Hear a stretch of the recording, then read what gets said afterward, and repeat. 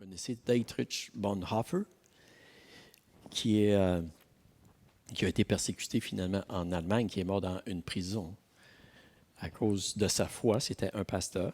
Et il a écrit un livre très intéressant sur la communion fraternelle, sur la vie communautaire. Puis il a dit ceci, que je l'ai mis, c'est une paraphrase, vous voulez, là, mais j'aimerais de vous le lire ce matin.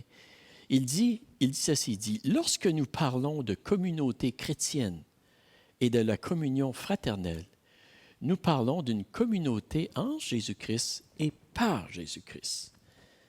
C'est-à-dire que c'est seulement par Jésus-Christ que nous pouvons vraiment vivre cette communion, d'être unis comme Dieu nous appelle à être unis.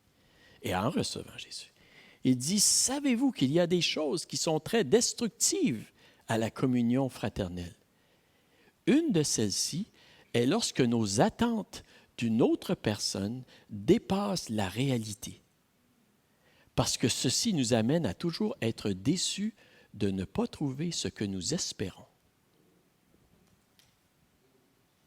En fait, si nous attendons trop, ça va nous causer des problèmes dans la communion. Il dit, parce que nous avons un espoir non réaliste et parce que nous ne le trouvons jamais, nous sommes toujours en train de se plaindre. Et Dietrich Bonhoeffer appelle ces gens dans son livre des plaignants perpétuels. OK? Aïe, aïe. Il dit ceci, il dit la fraternité chrétienne et l'Église ne sera jamais parfaite jusqu'au moment où nous serons tous transformés et semblables à Jésus. Il dit le problème qui survient est lorsque nous nous attendons à ce que les chrétiens d'une Église vivent la communion fraternelle parfaite. La communion fraternelle à laquelle Dieu nous appelle est une réalité spirituelle en Jésus et non une réalité encore accomplie dans notre monde actuel.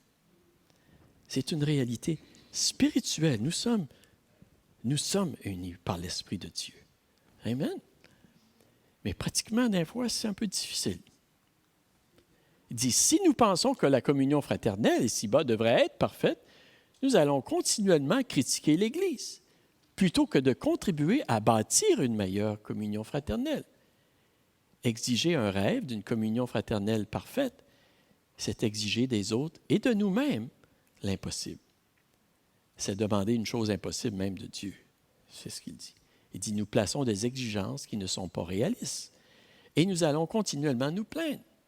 Nos pensées peuvent devenir un reproche perpétuel à l'Église. Et il dit ceci, il dit, Dietrich Bonhoeffer nous dit que le plus tôt nous reconnaissons que l'Église n'est pas parfaite et ne sera jamais parfaite dans sa communion fraternelle, le meilleur, ce sera pour nous.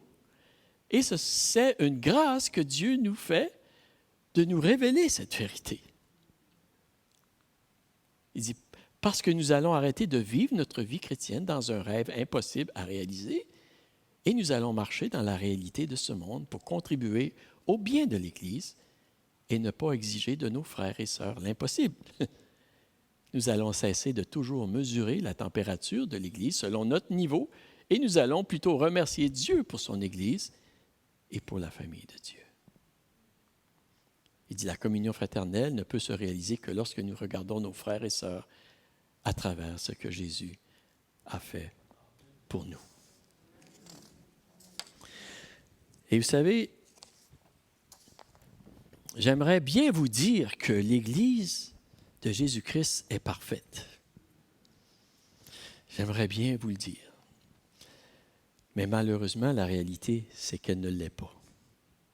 Et qu'elle ne le sera jamais ici-bas. Vous savez? Parce que nous faisons partie de l'Église. En fait, chacun de nous. Et on n'est pas encore rendu à la perfection. Mais il y a d'énormes bénédictions que Dieu, notre Père, déverse dans notre vie à travers l'Église.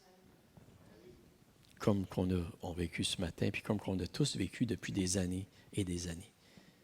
Et il y a une multitude de nos besoins que Dieu rencontre, qui veut rencontrer à travers l'Église, à travers la communion fraternelle. Et pour vivre cette communion, il faut regarder avec les yeux de Jésus. Il faut regarder notre monde avec les yeux de Jésus pour leur ramener l'amour. Puis il faut également nous regarder les uns les autres à travers Jésus-Christ, si nous voulons vraiment contribuer et bâtir et affermir cette communion qui va être un témoignage vivant et puissant pour notre communauté. Et toi avec